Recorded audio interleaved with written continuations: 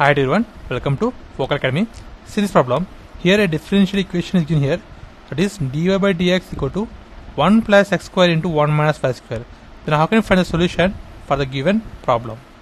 So first of all, bring dx to the right hand side, means x terms one side and y terms one side. So it is a problem on variable separable differential method. So let's see here.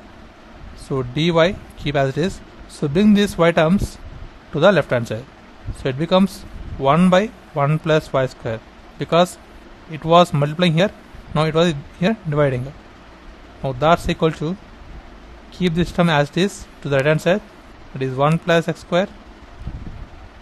Now bring this term dx to the right hand side. Now apply integration on both sides. We know that integral of 1 by 1 plus y square dy, it is equal to, it is in the standard form, that is equal to tan inverse of y. Now replace this, becomes tan inverse of y, that's equal to, now apply integration, two terms are there, 1 and x square. Now integration of 1 is constant is x plus for x square, that is x cube by 3 plus some constant. So this is the required solution for the given problem, and this is the process of simplification.